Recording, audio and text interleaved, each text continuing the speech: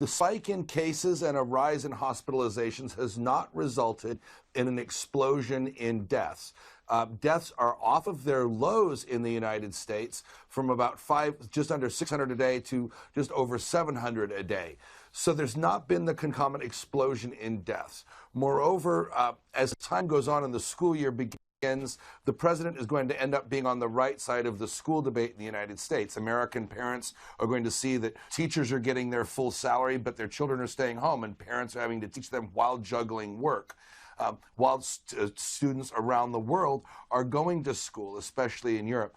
That's the president's been on the pro-opening side of that, and that's going to loom large as we go into the fall, and parents get tired of paying taxes for schools that they're not benefiting from.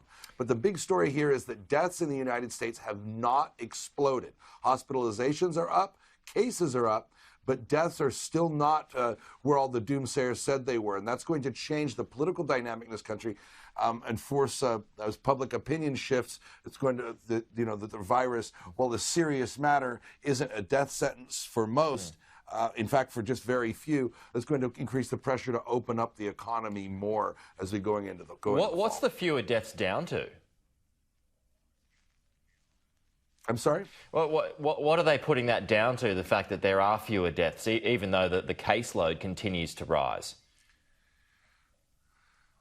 Well, keep in mind, a caseload, all that is a positive test, right? Yeah. What we're learning, follow the science, we're learning more about this, that in fact it's far more contagious than we all thought, it's far more widespread, but it's not as lethal as we all thought. And that lethality is confined to a relatively small segment of the population.